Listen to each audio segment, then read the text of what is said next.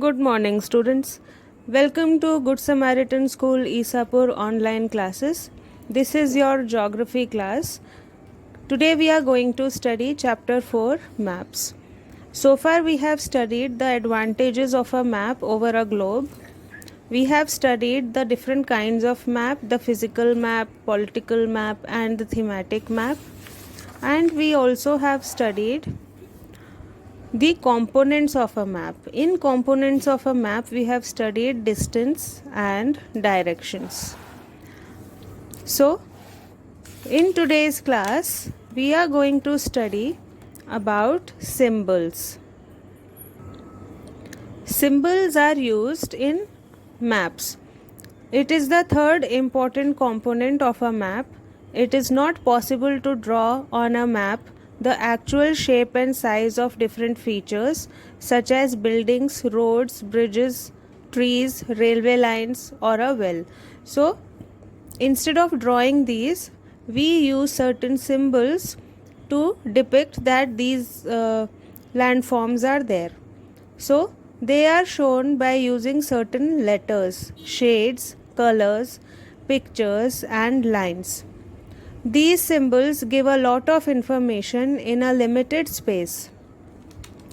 With the use of these symbols, maps can be drawn easily and are simple to read.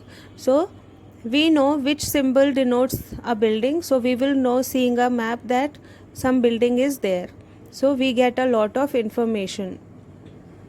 Even if you don't know the language of an area and therefore cannot ask someone for directions, you can collect information from maps with the help of these symbols. So, we can get the information with the help of these symbols and we don't have to struggle without knowing the language of the area. Maps have a universal language, so all around the world, a single kind of symbol is used to depict buildings. A single kind of symbol is used to denote railway lines, etc. So it is universal language that can be understood by all. There is an international agreement regarding the use of these symbols. These are called conventional symbols. So like we have the SI unit system, the same way we have the international agreement regarding the use of these symbols. So these are called as the conventional symbols. Some of the conventional symbols are shown in the figure. So let's have a look at these. To depict railway lines, there are broad gauge, meter gauge and railway station. So this first one is for broad gauge, the second one is for meter gauge and the third one depicts the railway station. For this, RS abbreviation is also written. R for railway and S for station. Roads. Two types of roads are there, metalled and unmetalled. Metalled roads are depicted by two continuous lines and unmetalled roads are depicted by this kind of dotted line. Boundary, international, state and district. So international boundary is depicted by this symbol, state boundary is depicted by this symbol and district boundary is depicted by this kind of symbol. River, well, tank, canal and bridge. To depict a river, this symbol is used.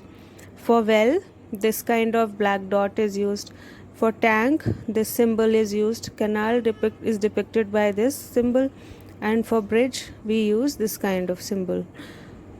For temple, church, mosque and chhatri we use this symbol for temple. For churches we use this symbol.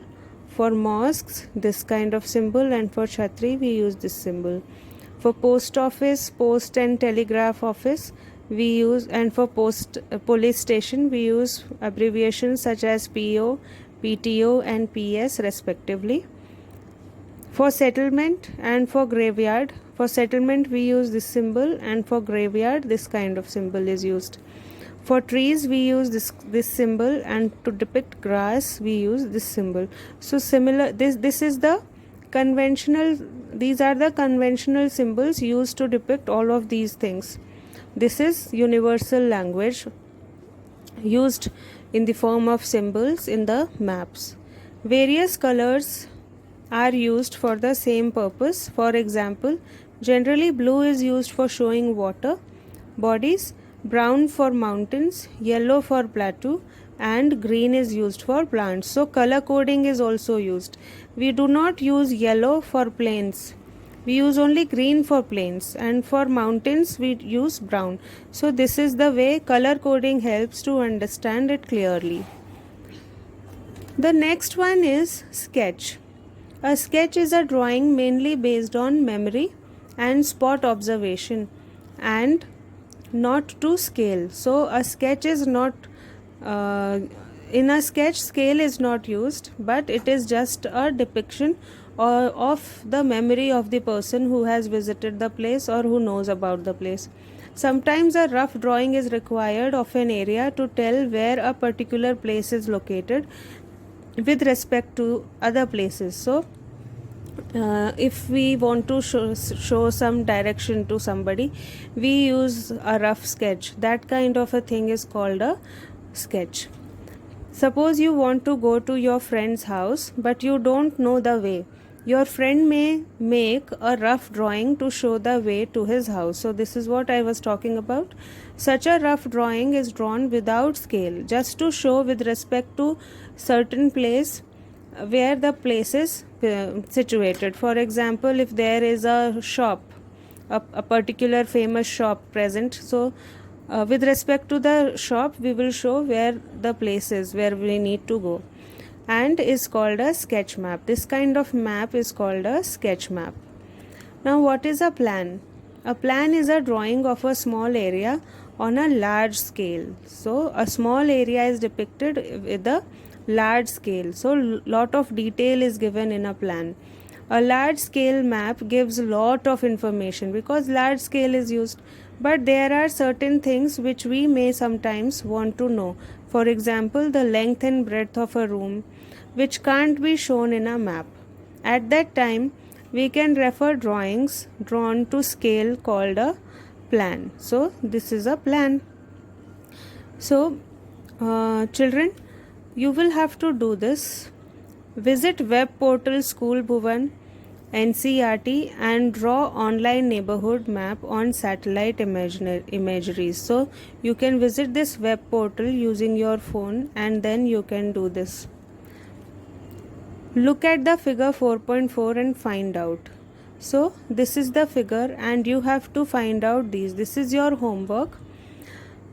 In which direction is the river flowing? So you have to follow this map and answer these questions on your own. I hope you understood this. We will meet again in the next class.